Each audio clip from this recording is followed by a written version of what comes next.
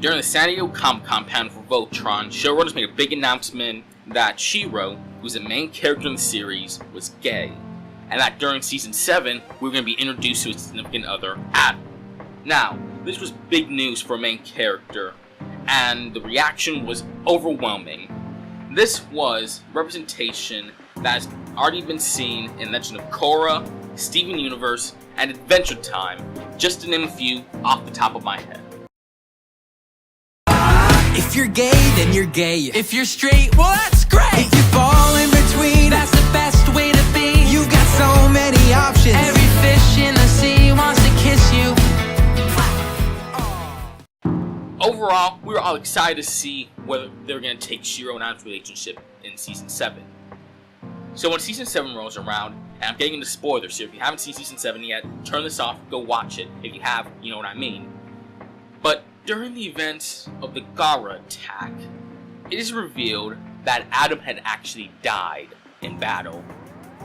So, yeah, that revelation didn't really go over well with fans.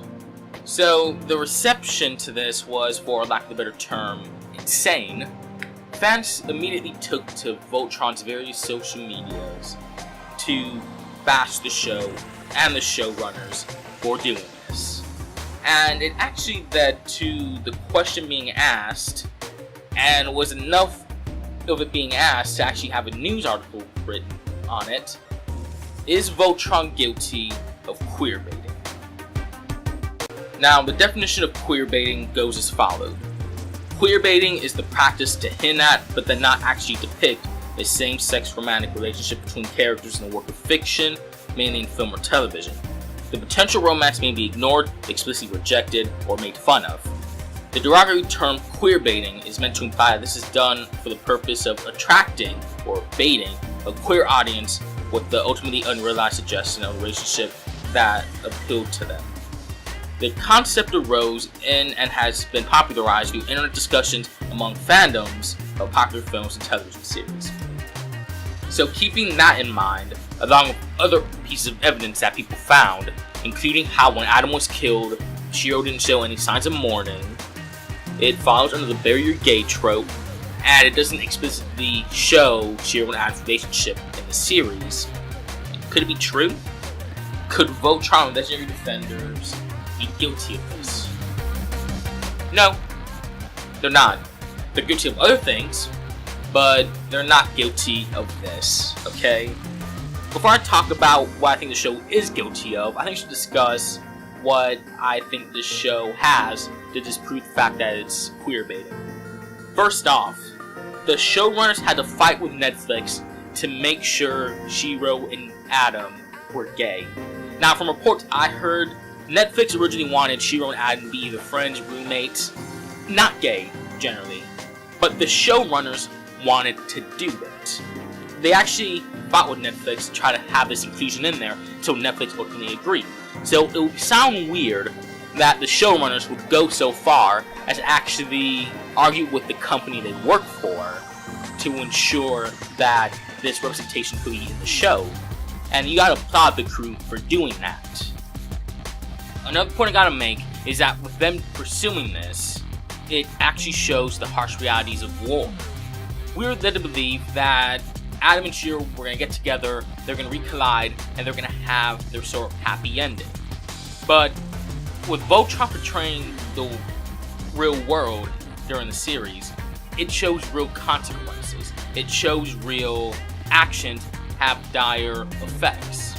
So you can make the argument that with them doing this, they're trying to be as realistic as they can, that sometimes you just don't have a happy ending. That life doesn't play out however you want it to play out. Eventually, it's going to come back and bite you in the ass.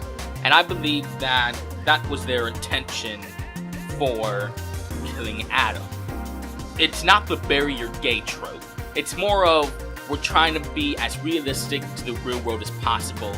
And it doesn't matter who you are, life just comes at you and it's going to fuck you over. So that's what I got from this as well. Finally, I think it should be said that I doubt that the crew for Voltron will go out of their way to actually fight with Netflix to make Shiro and Adam a couple just to queerbait us. Now, you could make the argument that we got a taste of this, and we're going to explore more into Shiro and Adam's relationship in Season 8, and they're just saving it for that. But at the same time, you gotta realize that they thought this long and hard.